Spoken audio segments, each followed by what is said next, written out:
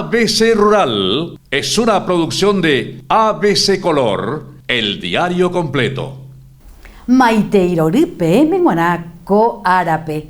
Muy buenos días. A partir de ahora, ABC Rural le trae el campo a su casa, mostrándoles todo lo referente a la agricultura, ganadería, tecnología, comercios y servicios, comprometidos y convencidos de que en el campo está nuestro futuro.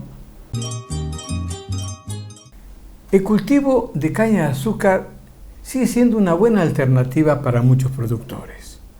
Por eso, ABC Rural hizo un trabajo muy interesante con los ingenieros Miguel Adorno y Rubén Cardoso, que nos hablan sobre la producción de mudas prebrotadas que pasa por un proceso denominado shock térmico, una técnica para tenerla en cuenta. La búsqueda de mejora es constante, hacemos innovaciones, adaptamos, buscamos nuevas alternativas para la búsqueda del mejoramiento del sistema productivo, ¿verdad? En este momento estamos en un lugar donde estamos llevando a cabo la producción de mudas prebrotadas que podemos utilizar para replante de caña, porque sabemos que por diversas circunstancias de clima o de algún tipo de siembra, plantación deficiente, hay pérdidas en el campo, en el sentido de que no brota toda la caña que se lleva en campo. Entonces tenemos como objetivo producir plantines para replante, para un cultivo, para que una parcela tenga una productividad alta, ¿verdad? Porque incide muchísimo la falla en el cultivo, en la productividad final. Y no solamente ese año, sino que los 4 o 5 años consecutivos que dura ese cañaveral. Y también para hacer un cultivo mecánico de plantines, porque normalmente se utiliza, digamos, la caña entera cortada en trozos, ¿verdad? En este caso estamos haciendo a través de yemas. Posteriormente, el ingeniero nos habló sobre las yemas de la caña de azúcar y cómo es el proceso de corte para la obtención de las mismas. La caña de azúcar tiene normalmente, para caña de semilla, tiene 1,5 metros de largo y dispone entre 15 a 20 yemas, ¿verdad? Y entonces se puede observar que cada yema es lo que va a dar origen a una nueva planta. Y la caña entera tiene reserva que hace que al germinar esa planta pueda crecer vigorosamente. En este caso, como estamos hablando y estamos haciendo en superficies pequeñas, ¿verdad? Lo hacemos a través de yemas, ¿verdad? Cortando trozos de esa yema de 5 centímetros aproximadamente, tratamos térmicamente en agua caliente y luego lo sembramos en bolsitas plásticas o en otro sistema de bandejas. Tenemos 2 sistemas de siembra. ¿Cuál es el objetivo principal de este trabajo? Tiene un proceso de trabajo, como el objetivo principal es de disponer plantines sana, el replante o para cultivar en forma directa en el campo. La búsqueda principal es la tener una parcela eficiente y sana. Cuando hablan de semillas sanas, ¿a qué se refiere? Sana porque acá lo tratamos térmicamente. Térmicamente quiere decir que estamos pasando en un proceso de agua caliente en reservorio durante 30 minutos a una temperatura de 50 grados centígrados. ¿Por qué se introducen las yemas de la caña de azúcar en el agua caliente? Que estas yemas tratemos de evitar la aparición de enfermedades, de prevenir enfermedades, principalmente una que ataca al cultivo de la caña, que es producida por una bacteria que lo denominamos raquitismo, y solamente a través de este sistema puede ser tratada esta enfermedad y lo llevamos semillas o plantines sanas en las parcelas. Hay que considerar que esta enfermedad es transmitida a través de las herramientas, el cosechero que corta o los implementos para hacer los cuidados culturales son la forma de transmisión de esta enfermedad. Estamos hablando de una disminución de hasta 25% por efecto de esta enfermedad. Una vez que se cumple el proceso dentro del agua caliente, ¿qué se hace con las yemas de caña de azúcar? Inmediatamente cumplido ese proceso, se quita y se introduce en agua fría para hacer un cambio de temperatura, para que nos siga manteniendo ese calor y pueda dañar a la yema. Y inmediatamente se lleva a campo, sea ya en cultivo extensivo, si es en pedazo o si es en yema, en las bolsitas plásticas o en las macetas que ya se tiene que tener disponible para la siembra en forma inmediata. De esa forma se consigue que tengamos un alto porcentaje de brotación de prendimiento, ¿verdad? Y garanticemos el trabajo que estamos haciendo. De acuerdo a lo señalado por el ingeniero Adorno, si todo el proceso se lleva a cabo como está establecido, el porcentaje de prendimiento de las semillas de caña es de más de 90% sin pérdidas, lo cual es difícil de lograr cuando se realiza la siembra en forma convencional. Bueno, aquí estamos completando el proceso de plantación de lo que son las yemas. Acá se hacen pruebas en macetas y en bandeja, ¿verdad? Donde vemos que las yemas tienen que ir colocadas, seleccionadas primeramente y colocadas en la forma superior, ¿verdad? Como para que facilite la brotación. No es necesario que se hunda totalmente, pero sí hay que dejar como para que una capa de tierra, o sea de compost, vaya cubriendo nuestra yema, más o menos el doble del tamaño de lo que es la profundidad de entrada de la yema. Bueno, nosotros estamos probando, ahora como son proyectos nuevos, estamos probando cuál es la mejor tecnología que nos va a dar mejor rendimiento, o sea mejor prendimiento y mayor facilidad en el manejo a campo, ¿verdad? Cuáles son más factibles para el uso, ¿verdad? Posteriormente, pasamos al área de vivero, donde las yemas son colocadas en macetas. Allí, el ingeniero Rubén Cardoso nos explicó cómo realizan el trabajo. Todo durante el proceso debe estar continuado por constantes riegos y también cuando hay exceso, o sea, pronóstico de lluvia o exceso de cantidad de precipitaciones, esto se dispone a cubrir todo con carpa para que el manejo hídrico sea manejado por nosotros. Porcentaje de brotación aún no estamos teniendo, pero como estamos viendo a través de la selección constante de nuestras yemas, es un porcentaje muy alto y que va a superar notablemente los 90%. Durante esta etapa, solo lo que tiene es lo que es la fertilización del compost y el riego, el riego controlado. Más otro producto no se le utiliza. Finalmente, el ingeniero Miguel Adorno nos contó a partir de cuántos días los plantines son llevados a campo y ¿para qué? La caña de azúcar en condiciones ideales o normales empieza la brotación a los 12 o 15 días, dependiendo del agua y de la temperatura principalmente. Estos plantines que se va a tener en las macetas o en las bolsas plásticas, a partir de los 60 días ya se puede llevar a campo, sea para el replante, que es uno de los objetivos, o para hacer cultivos solamente a partir de este tipo de multiplicación. Si es que vamos a hacer con el sistema de cultivo de caña de plantines, estamos hablando entre 14 y 15 mil plantines por hectárea. Y la cantidad que se puede utilizar en el replante ya se debe a qué porcentaje de falla se tuvo en la parcela recién plantada. Recorriendo las exposiciones en todo el Paraguay, vemos que hay técnicas especiales para la preparación de los animales que van a la exposición. ABC Rural hizo un trabajo muy interesante con el señor Pastor Ocampo, un hombre que lleva años preparando vacas de raza lecheras para exposiciones, tanto a nivel nacional como internacional.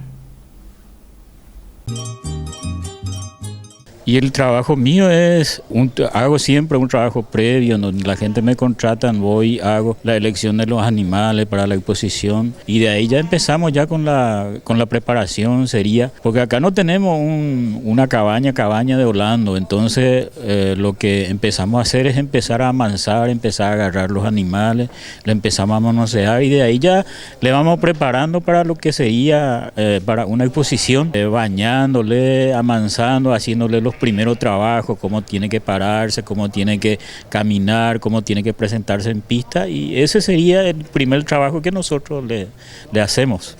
¿La vaca elegida para competir en pista debe recibir un cambio de alimentación? Lleva un buen tiempo, aparte de eso, se le cambia totalmente su alimentación. La alimentación depende del dueño, del propietario, qué tipo de comida le estaba dando, porque si estaba comiendo silaje, eso se demora 4 o 5 meses en salir todo del cuerpo, y el animal el que tiene que mostrar es la calidad de los huesos, que serían lo que te reporta de que eso va a ser una buena productora de leche. Don Pastor Ocampo nos fue hablando cuáles son algunas características exteriores o fenotípicas que debe tener el animal elegido para competir. La unión del cuerpo, la calidad de los huesos, la angulosidad del animal. La angulosidad sería este hueso que se ve acá, tiene que unirse con esto. Y esta parte del animal tiene que verse siempre como una cuña, que es una cosa triangular que viene y que se une acá con la punta de la cadera. Y después lo que uno mira es la grupa, que es una cosa que te va a contener la ubre. Y después la profundidad sería el arqueo costal que tiene el animal, en donde él pueda absorber mucha más cantidad. Un animal que come mucho te va a dar mucha leche, y este es un animal que demuestra esa característica, que es una vaquilla funcional, digamos, para lo que nosotros buscamos, que sería para la lechera. Se mira mucho porque los aplomos, la colocación de la pata, cómo pisa, todo eso es interesante, más todavía en un ganado lechero, porque esa es su locomoción. Con eso ella tiene que caminar para ir a buscar la comida, a pesar de que ahora se usa mucho el estábulo, semiestabulado. Ellos no tienen que caminar mucho para levantar la comida, pero igual son, viste que son animales perezosos, no son muy caminadores, digamos, para salir a buscar comida. Entonces, si eso no le funciona, a través del tiempo, con el parto y todo eso, se va desconformando, y entonces le cuesta mucho más levantarse e ir a buscar la comida. Eso es importantísimo en un ganado lechero. También le realizan un corte de pelo a las vacas. Eso es por la estética nada más, para que se vea mucho mejor, mucho más limpia, para que se le note más la calidad de los huesos, y así le facilitas el trabajo al jurado, ¿verdad? Al mirarle, porque con el pelo largo no se puede apreciar mucho, a pesar de que ahí se tiene que ver los buenos, digamos, calificadores que te califican un animal con pelo largo, porque ahí se ve de que tiene buenos ojos. Cuesta elegir animal con pelo, animal de buena calidad. ¿Hace cuánto tiempo trabaja como presentador de vacas lecheras? Desde el 82 he participado acá en las exposiciones nacionales. En las internacionales siempre estuve en Palermo, estuve en Uruguay, en el Prado. En el 2011 fue la última vez que estuve en el Prado. En el 2009 fue la última vez que estuve cuando la Mercoláctea se hacía todavía en San Francisco, y siempre, y todos los conocimientos que yo he adquirido con gente de afuera, con gente de Argentina, gente de Uruguay, que son gente que están muy avanzados en esto, saben mucho, y son los que tienen.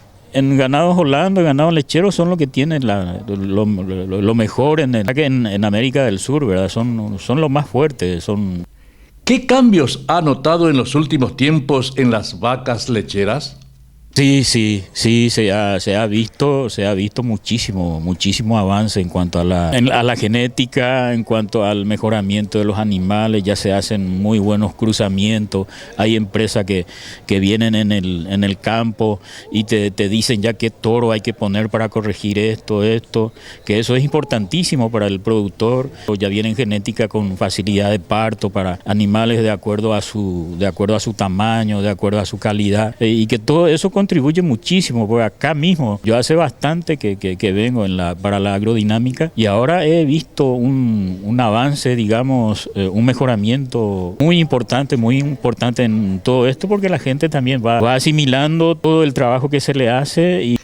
¿Qué recomendación le daría a una persona interesada en iniciarse en la cría de vacas? Y eso ya sería opcional de cada uno que quiera, de qué tipo de animal le quiere empezar, porque hay alguno que le gusta el Holando, hay alguno que le gusta la Jersey, y yo lo que le recomiendo a la gente es de que si para empezar siempre empiecen con pocos y con animales jóvenes, serían vaquillas preñadas para primer parto, tanto Jersey como en otro, porque en esto son lo que realmente van a venir y van a empezar a darte leche a tu sistema, que eso sería importante, porque muchas veces los compradores se van en la granja para hacer una compra y te dicen, esta vaca me está dando 40, 45 litros, 30 litros, después vos traes y no le provees con lo que él tenía en su granja y no te responde, y entonces ahí empiezan los problemas tanto del comprador como el vendedor. Entonces sería bueno empezar con una de la raza que ellos quieran, pero animales jóvenes, vaquilla vaquilla preñada, y que vengan y que paran en el campo de uno y que se adapten al sistema que uno va a empezar. ABC Rural está otra vez en la AgroShopping, y esta vez es para entregar el premio al mejor productor del año.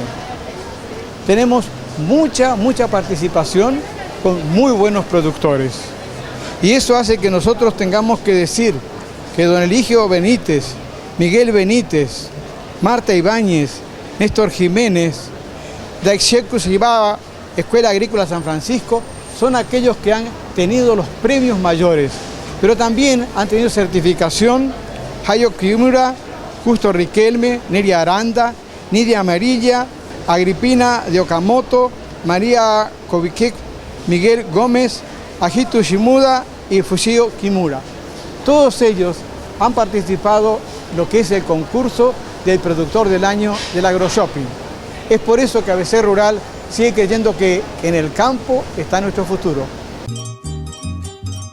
Conversamos con la ingeniera Juanita Caballero, una de las encargadas de seleccionar a los mejores productores del año del AgroShopping. La verdad que este es el 9º año que nosotros como Ministerio de Agricultura y Ganadería, a través de la DEAG y también con los representantes de ABC Color y el AgroShopping, estamos, por así decir, evaluar y acompañando el trabajo de los productores en sus respectivas fincas. Son productores de hortalizas y esta premiación tiene 3 categorías. Una de las categorías es innovación tecnológica. Con esa categoría nosotros estamos observando, por ejemplo, qué digamos, pasos está dando el productor en lo que se refiere a infraestructura, mejorías en algunas pequeñas construcciones o inversiones. Es una de las categorías. La otra categoría es el de las buenas prácticas agrícolas, que realmente venimos trabajando hace más de 10 años, pero ustedes tienen que entender que es un proceso. Y este grupo de productores va adoptando esas buenas prácticas agrícolas paso a paso y se nota esa mejoría año tras año. Y la otra categoría es de cuidados al ambiente.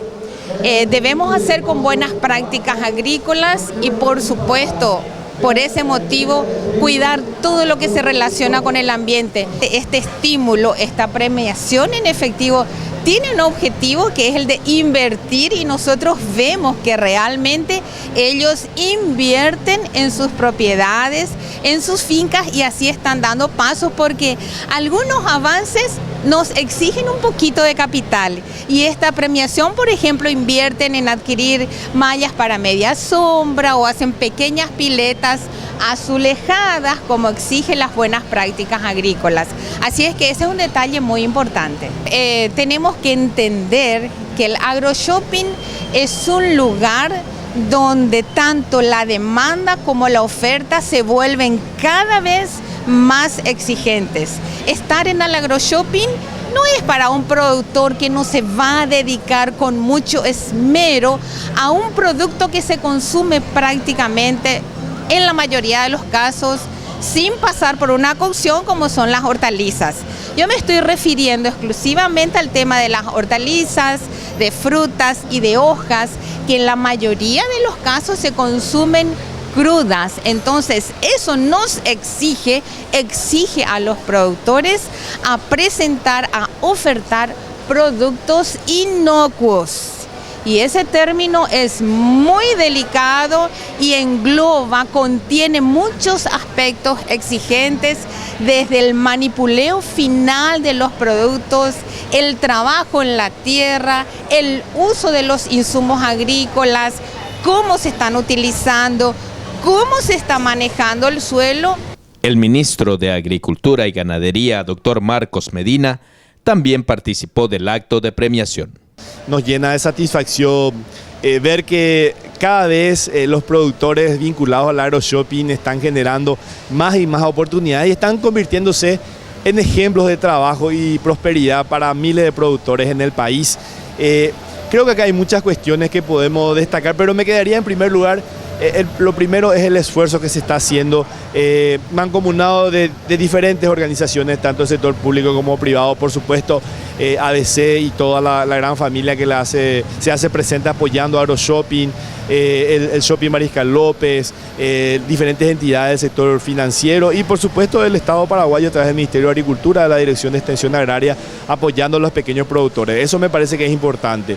Lo segundo que me parece fundamental es la cuestión del mercado. Y acá tenemos un segmento que se vincula a un mercado interno que importa por año cerca de 400 millones de dólares en frutas y hortalizas y que hoy está cubriendo parte de esa demanda con producción tanto en calidad como en cantidad.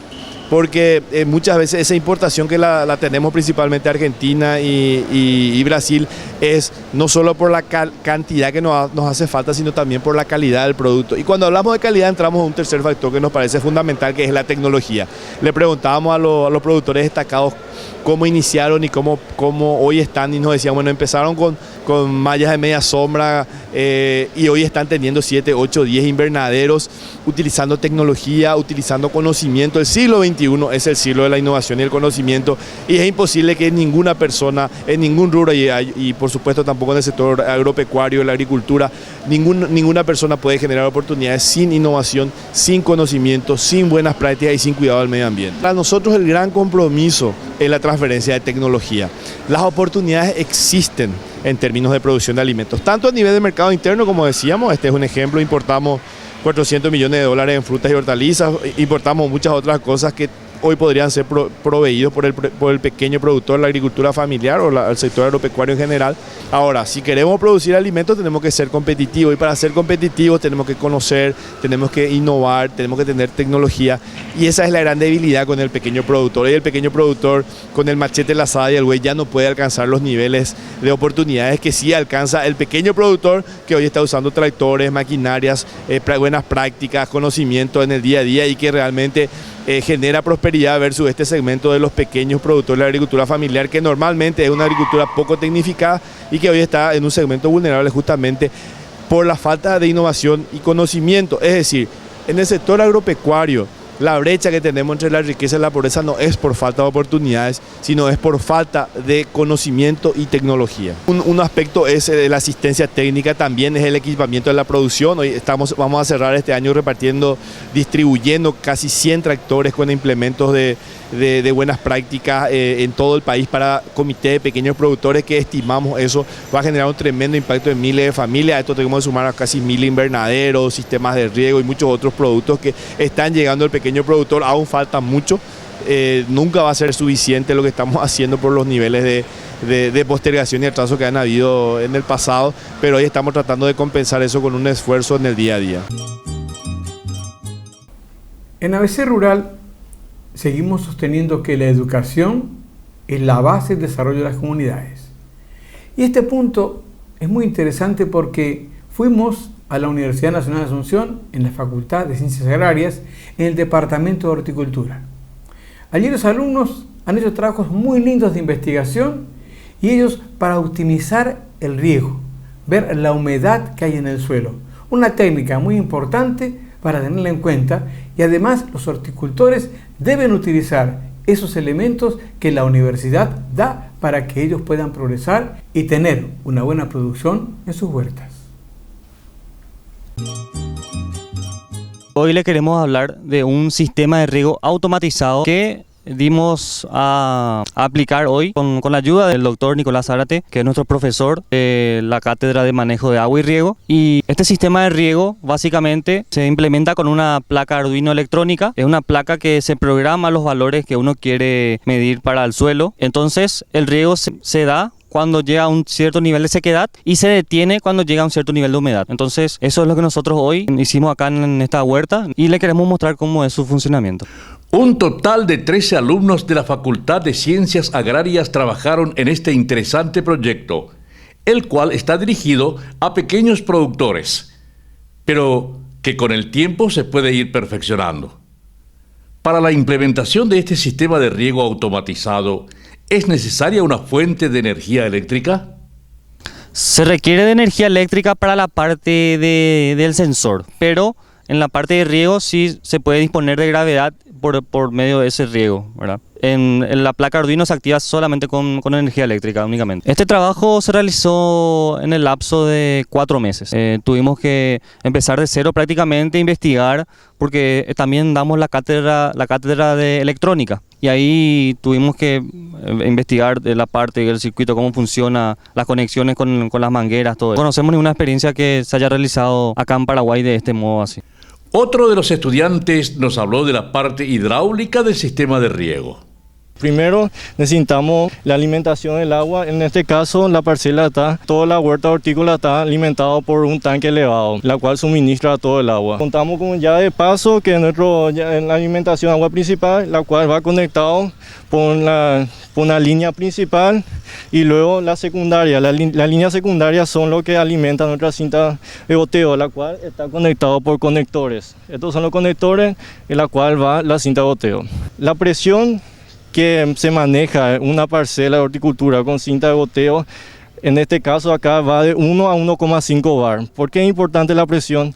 Ya que la cinta de goteo es un material de plástico, no aguanta tanta presión, la cual si uno le ponemos mucha presión tiende a reventar o a producirse daño por rotura. Como acá vemos en la alimentación, acá está nuestra electroválvula, la cual es la encargada principal de abrir y cerrar nuestra alimentación de agua.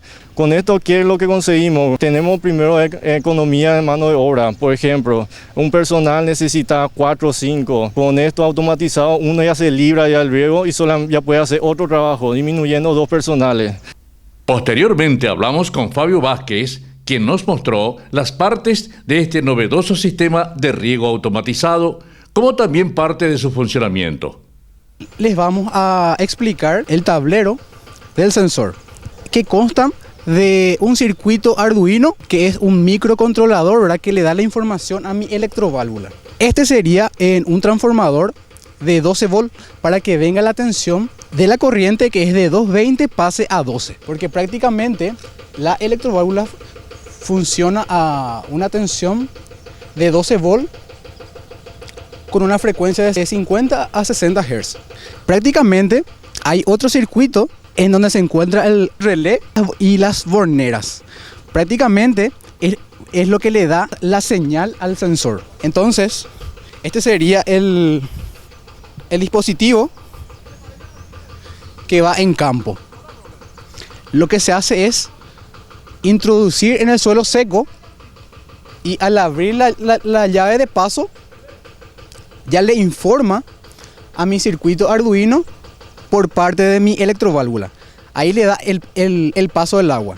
Cuando riega un cierto tiempo ya empieza a haber una cierta humedad. Cuando empieza a saturarse el suelo, automáticamente para la electroválvula. Lo que hacemos con este sensor es que el agua sea más eficiente y así también ahorramos tiempo, dinero. Lo ideal sería poner en el medio de las plantas, aquí, porque cuando se empieza a saturar, prácticamente el sensor ya le informa a mi Arduino, de mi Arduino va a mi electroválvula y lo que hace es parar. ¿Cómo se programa el sistema de riego automático de tal forma a que cuando el suelo necesita humedad empiece a regar y cuando ya esté con exceso de humedad el riego se detenga?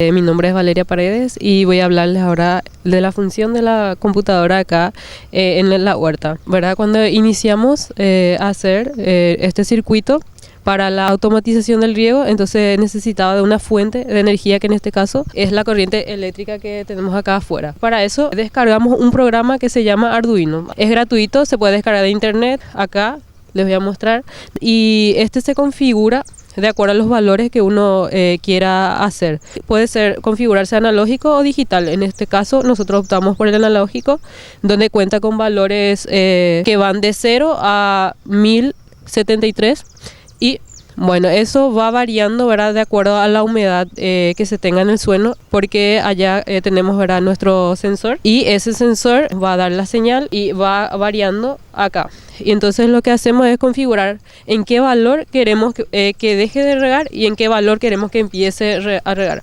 Entonces ahí ya tenemos conectado, allá tenemos nuestra fuente principal y podemos abrir, ¿verdad?, la llave para dejar que el agua llegue, ¿verdad? Entonces la electroválvula lo que va a hacer es, dependiendo del valor que se configuró acá, va a dejar pasar o no el agua, ¿verdad? Por ejemplo, se observa 333, 321 y cómo va cambiando, ¿verdad? Y en este caso, ahí dejó de regar, ¿verdad? Sí, porque acá nosotros pusimos que no riegue más cuando sea menor o igual a 400, porque consideramos que ya estaba más o menos saturado, porque justo pusieron donde estaba más o menos encharcado, y entonces por eso no riega. Y ahora está regando porque justamente pusieron ahí en el medio donde estaba más o menos seco. Acá, ¿verdad?, se muestra que va a regar a partir de mayor o igual a 720. A medida que llega a 1023, nosotros le configuramos que sería más o menos seco, ¿verdad? Y cuando llega a 400 menor a ese, que es más o menos saturado. Y ahí para de regar. ¿Esta tecnología puede funcionar sin una notebook que le dé los valores? Bueno, si es que supongamos que uno va a estar en el campo y obviamente no va a poder dejar ahí una compu, entonces lo que uno puede hacer es hacer una pantallita así digital. Nosotros pues estuvimos trabajando con un técnico que es también electrónico, y entonces él nos dijo también que no es tan complicado de hacer y así sencillito, casero puede hacer, y que esté ahí cerca, no sé, se puede hacer una casita para que proteger de la lluvia y todo eso. Entonces tener ahí esa pantallita digital y ahí nomás ir jugando con la configuración. Una vez que configura y querés que ese sea ya los valores, entonces una vez nomás configuras y ya dejas ahí. Y se da el corte de luz, a lo mejor va a dejar, ¿verdad?, de regar, pero no se desconfigura eso. O sea, una vez que vos configuras, ese ya queda ahí. ¿Cuánto costaría instalarle este sistema automático al equipo de riego para una pequeña huerta? Hablamos de costo, 500.000 máximo ya. Bueno, en realidad era menos porque la electroválvula que conseguimos estaba 150 más o menos, pero hay otros más económicos, o sea, se encuentra desde 85.000. O sea, esa electroválvula es la parte más cara, digamos, de este sistema, porque después los componentes del circuito están, no sé, 1.500, 500 guaraníes que uno va uniendo nomás. La placa Arduino, 10.000 o por ahí nomás. No son tan caros. Cabe destacar que como es un prototipo, hay detalles que aún pueden ser incorporados a este sistema de riego automatizado, como mayor cantidad de sensores de humedad, ver la posibilidad de manejar el equipo desde el celular vía internet, sumar equipos que también puedan medir la temperatura ambiente para combinar humedad y temperatura, entre otras cosas. Sin embargo, es de destacar el trabajo realizado por el grupo de estudiantes de la Facultad de Ciencias Agrarias. El cultivo de soja es sin duda alguna un cultivo muy importante, no solamente para el Paraguay, sino para el mundo entero. Por eso, ABC Rural hizo un trabajo con el productor Douglas Lang, quien nos habló sobre la perspectiva que tiene el cultivo de soja y cómo va con esta zafra. En cuanto a la expectativa, las pretensiones siempre son las más altas, ¿verdad? Esperemos seguir recolectando lo que venimos haciendo los últimos años con el trabajo diferenciado en cuanto a fertilización y cuidado de los cultivos. Si podamos tener la media de 3.800, 4.000 y un poco más sería lo ideal, ¿verdad? Viendo que los precios tampoco nos hacen mucha diferencia, entonces por lo menos queremos tener una buena media en esta zafra también. Durante un monitoreo en la parcela donde estuvimos, el señor Douglas Lang encontró lo que podría ser un brote de roya de la soja. ¿Cómo actúa en esos casos?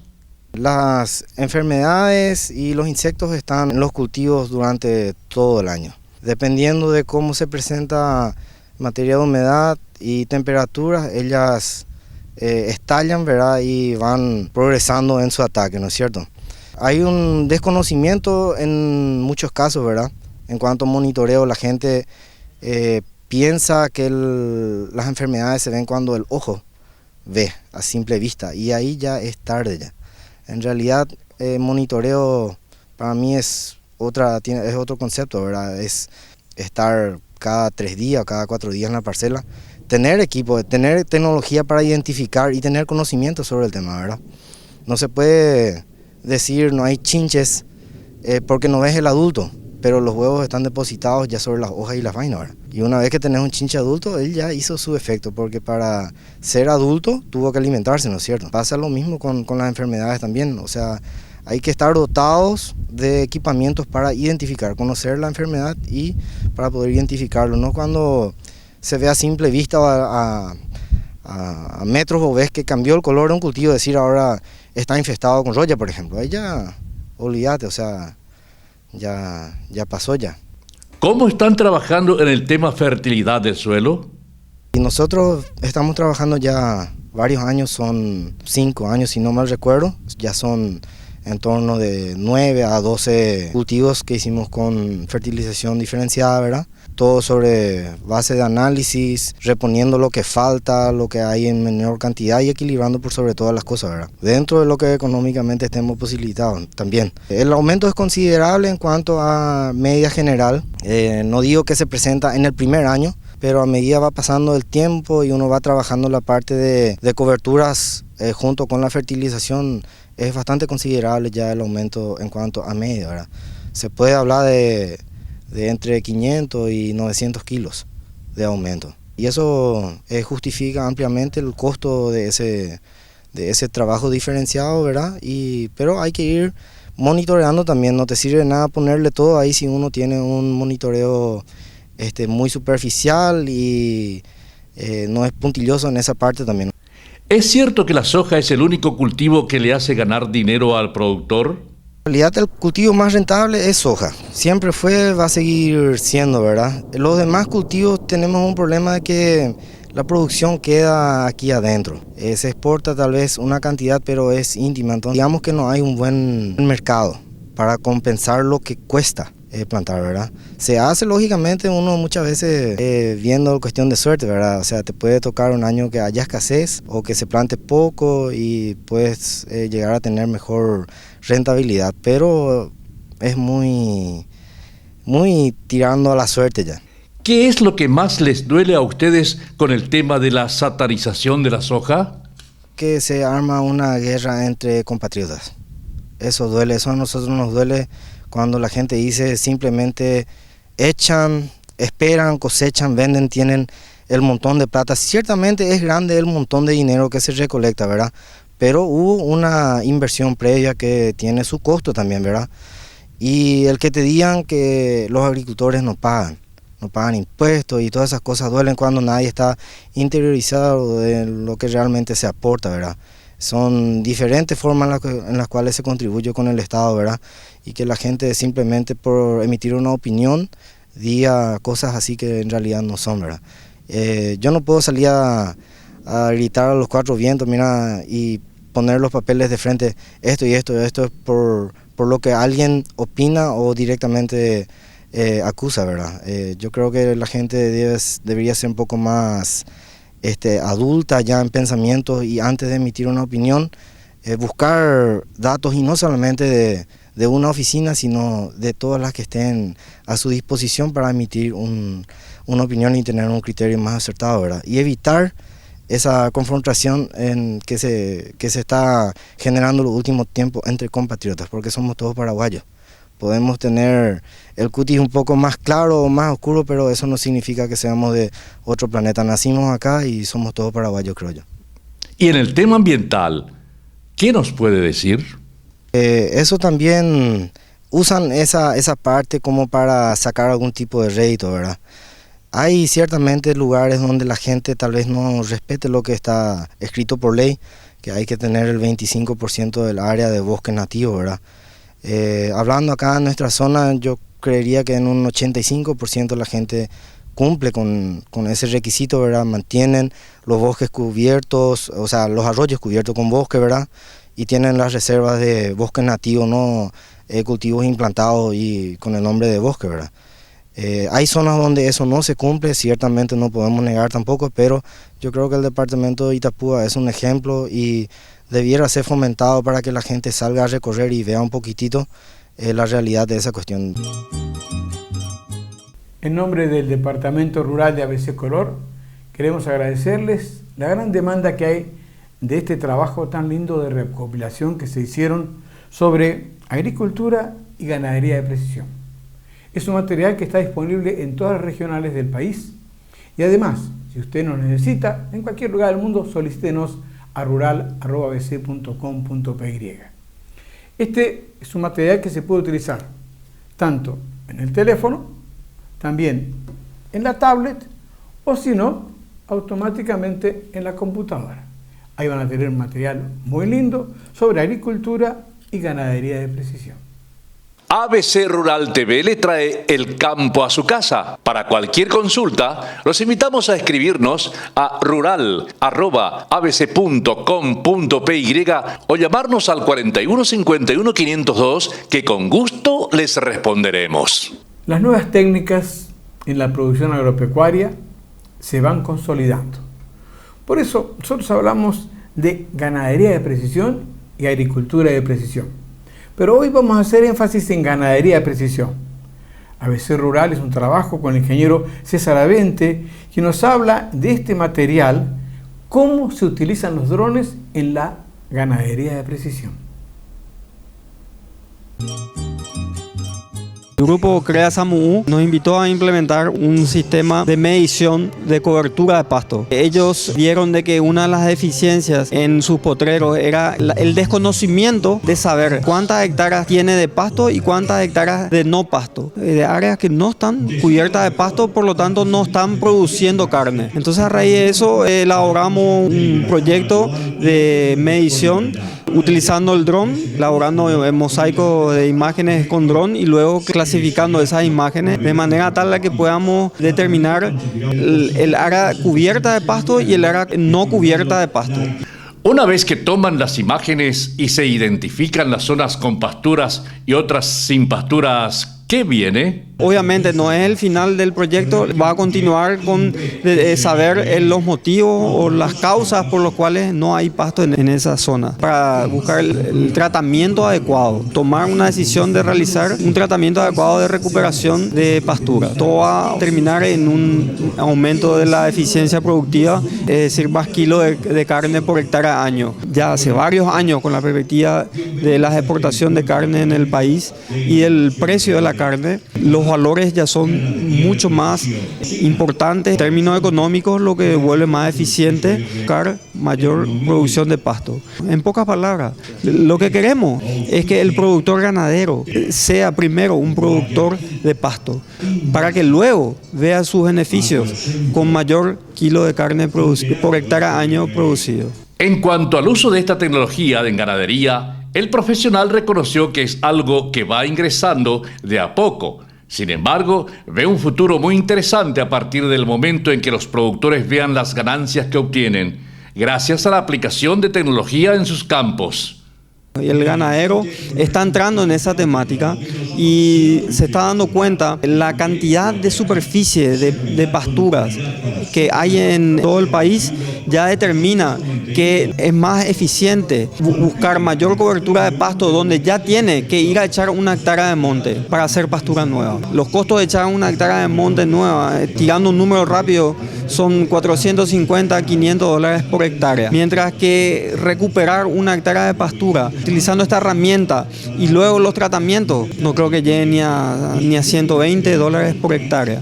Hasta hace poco, los ganaderos no tenían forma de ver en toda su dimensión sus campos. ¿Qué otros trabajos pueden desarrollar con esta tecnología para la toma de decisiones del productor? El ganadero anteriormente lo que hacía era tener una visión desde la tierra. Máximo subía un caballo en 2 dimensiones. En cambio, con esta tecnología nosotros podemos con mucha precisión determinar en 3 dimensiones cuál es el diagnóstico real de su pastura, de su potrero. Y de esa forma ayudarle a tomar las decisiones correctas para ser más eficiente en la producción de carne por hectárea.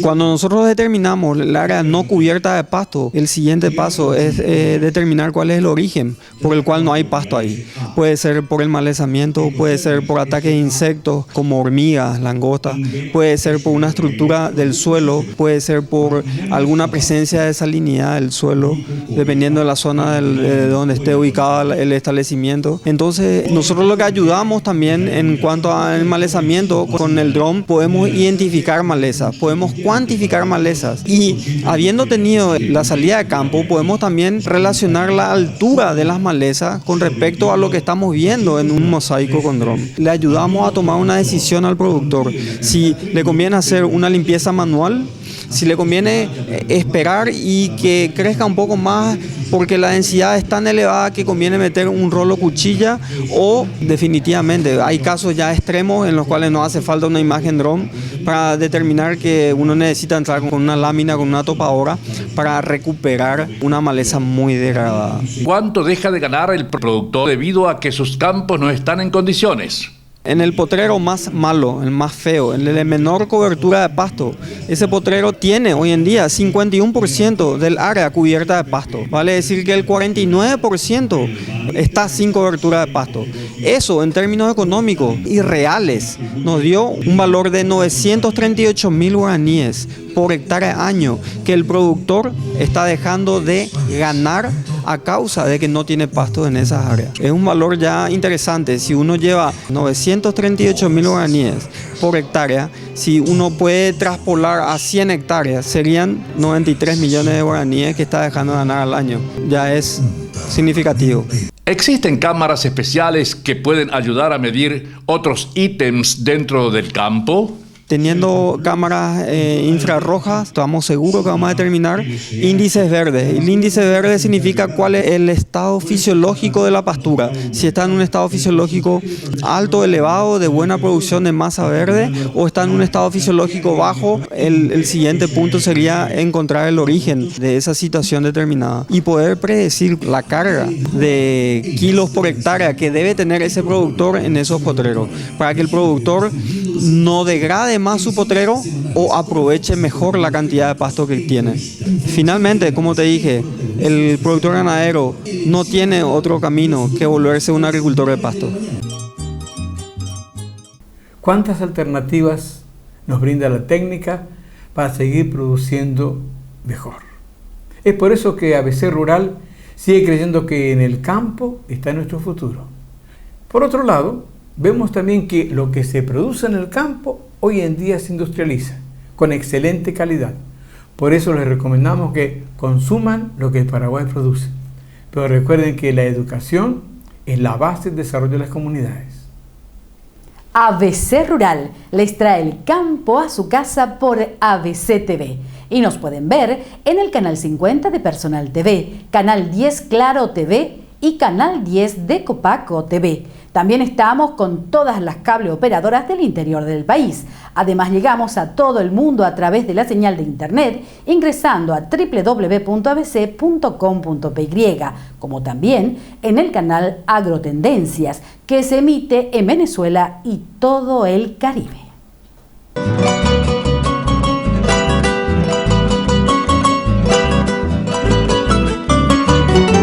ABC Rural fue una producción de ABC Color, el diario completo.